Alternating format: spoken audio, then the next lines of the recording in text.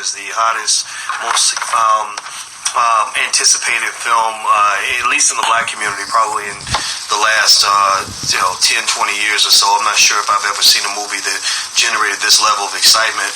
And a lot of you know how great the movie is because you've already seen it. A lot of you know how excited people are because you've been watching the black community like I have. And I'm really fascinated by this. I'm really impressed by Ryan Coogler, the director, and I'm impressed by what Marvel did with this, what Disney did with this, what the great black actors and actresses have done with this. For everybody from Forrest Whitaker to Angela Bassett to Lupita Nyong'o to my brother, Michael B. Jordan, and all of them. I mean, just a masterpiece. They put together a masterpiece, and I'm gonna say that I was really also excited because I'm a big fan of these comic book movies anyway. I already go see the Avengers every time it comes out. I already go see Captain America, Iron Man, Thor, and all that.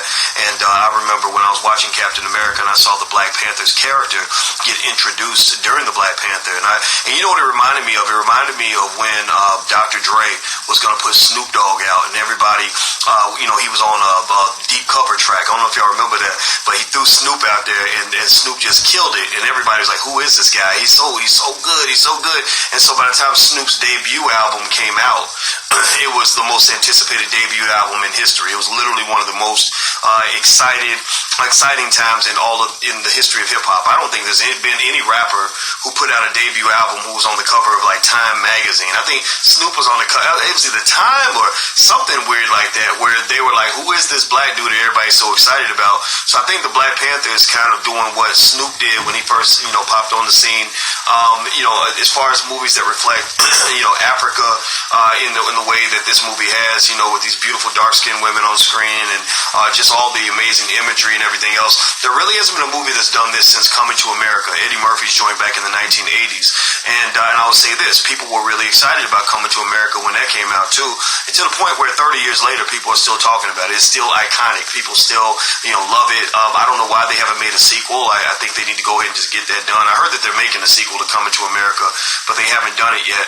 Now, do me a favor, if you're on social media, if you're watching this on Facebook or anywhere else, just know every day I go live about 2 p.m. Eastern. You can go to facebook.com/Dr. Boyce Watkins to hit the like button so you can get notified whenever I go live. Facebook.com/Dr. Boyce Watkins.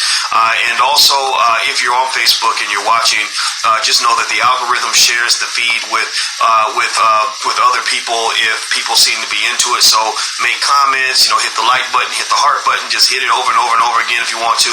And that way you're letting Facebook know that we're here, and that this conversation is going down as one of the best out here on the internet. So anyway, let me give you some information about how this movie's doing. The Black Panther has been literally, just whooping financial ass. That's the best way to describe it. Basically, the Black Panther film was anticipated initially to make about $100 to $125 million the first weekend. That's a big deal. That's a lot of money. They were really excited about that because I think the budget's about $200 million. It's a $200 million project that Disney paid for and Marvel. And they were happy that they would make half of their investment back in the first weekend. Well, take those estimates and throw them out the window. Just throw them out the door because they underestimated how much black people love entertainment, how much black folks really, really love like their favorite movie, their favorite TV show, because they didn't know that this kind of money was going to come out. It reminds me of when Tyler Perry, when they found out that Tyler Perry was the highest paid person in all of Hollywood, and everybody's like, well, who is this Negro? Like, we don't even know who this guy is, and he made over $100 million.